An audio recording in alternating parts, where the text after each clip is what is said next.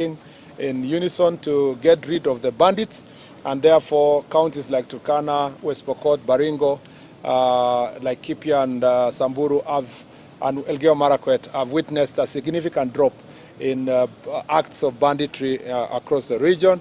And as I've said, I'm happy to see that we are aligning our officers. There are many issues that they have raised.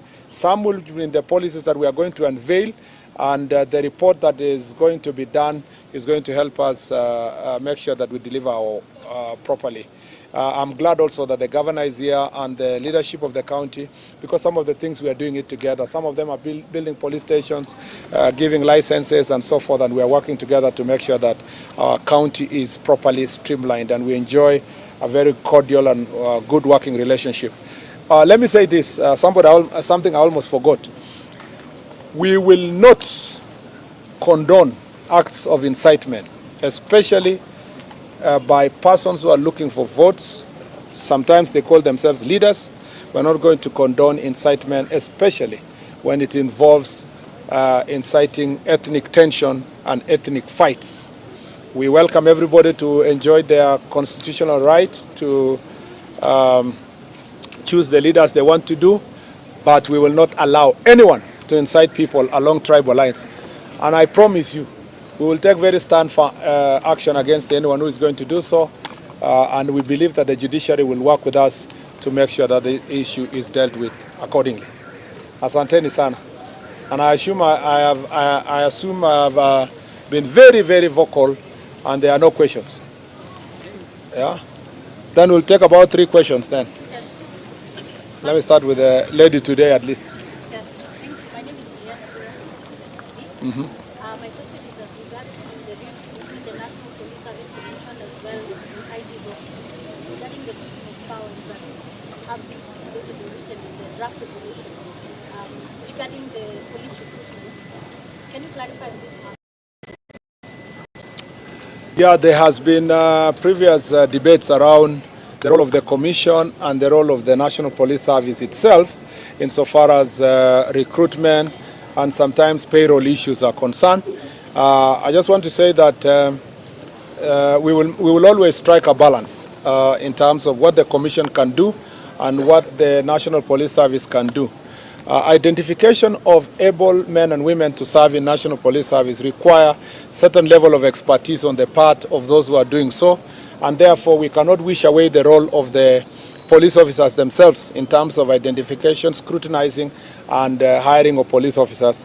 We can also not wish away the role of the Commission as retaining overall oversight authority. So the balance can be struck where the Commission can put in place the policy framework, the qualification standards, and then the identification can be done by the NPS itself based on the directives that have been done by the National Police Service. So if you ask me really as the Cabinet Secretary, I don't see any fight, especially because I will be the one who will now have to look at the regulations and transmit it to Parliament. So before I am satisfied that the regulations are capable of being taken to Parliament for adoption, I promise you that I am going to ensure that we strike a balance between the role of the Commission and the role of the police service itself. The same way what's happening between public service and different cadre of officers. Some have been delegated to ministries to hire, even though the National Public Service Commission retains the overall responsibility. So there is, I want to assure Kenyans that there is no cause for alarm. As the Cabinet Secretary will transmit the regulations, this public participation that is going on is very important, and based on the views that we will receive from the officers and from the public, we are going to strike a very good balance. And to start with, I have a meeting tomorrow with the Commission and the IG, and then we will work together until we find a solution. This is a very sensitive sector. We do not intend to see any wrangles. We have had a very good working relationship in the past, and we want to even make it better going forward. And from a policy position and from a Cabinet Secretary office, I don't see any cause for alarm, and I want to allay any fears that there is going to be a disagreement of any manner. I'll take 3 minor.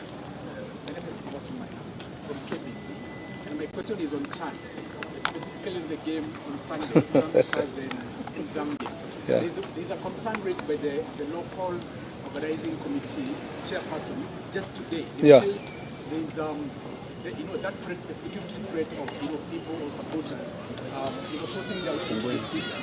Then they say if the same situation is witnessed on Sunday, then if we qualify for quarterfinals, there's a likelihood that our team Harambee Stars, that game will be transferred to either Uganda or Tanzania because of that risk. I think the back stops with you. That is a very important question, actually.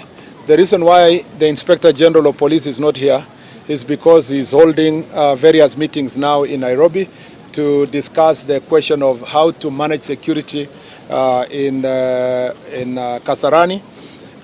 First of all, let me say that as the National Police Service, we are very proud that our players are part of the team that is playing for our country in this CHAN. And you know that National Police team is Premier League champions.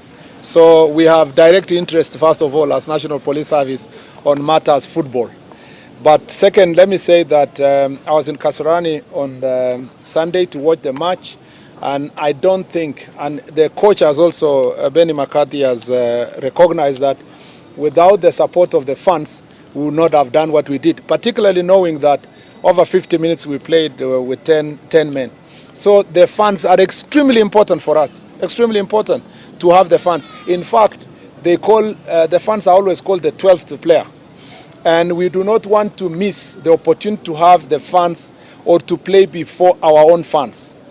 I therefore, from a security perspective, would like to beg all Kenyans to really avoid going to the stadium unless you have a ticket. It is going to reflect badly on us. It is going to give us security problems. If the capacity of the stadium is exited, you can easily have a massive disaster and a security challenge for all of us. I want to request Kenyans, for the sake of our team, and if we all want Harambee Stars to reach finals, let us respect the regulations that CAF has put in place, and even the penalties they have given us to play 60% of the capacity. Let's just abide by it, and let's buy the tickets the way it is required. It is important for us to do so. It's also important, perhaps, for the Ministry of Sports, working together with the county government of Nairobi, and perhaps also the governor here and other governors across the country, to perhaps erect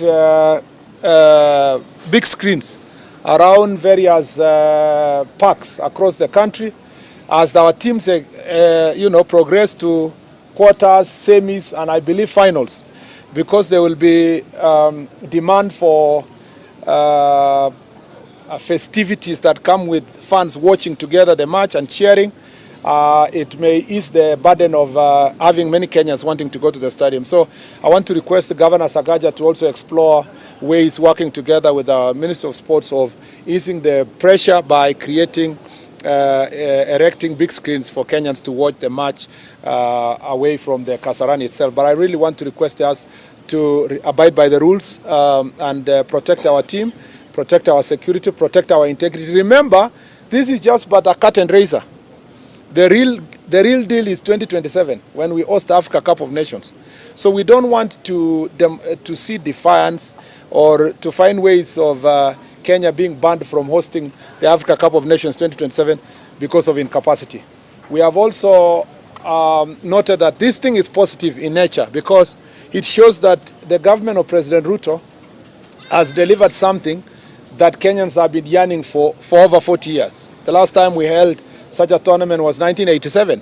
So this is a hunger that the people of Kenya have for sports. It is a positive problem that we need to harness properly, but let's play by the rules and see how we can support sports in our country. So this is our plea from this ministry. We have also said the National Police Service is preparing enough officers to enforce the directives that were given by CAF, and we will make sure that we provide proper security to ensure that the unticketed funds do not access Kasarani, so that we protect our country. The last question? Yes.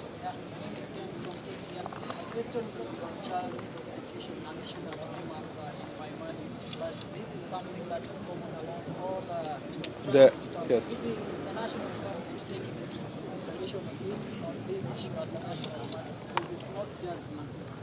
Yes, the issue of child prostitution, trafficking, trafficking in persons, those are very serious issues that greatly concern us.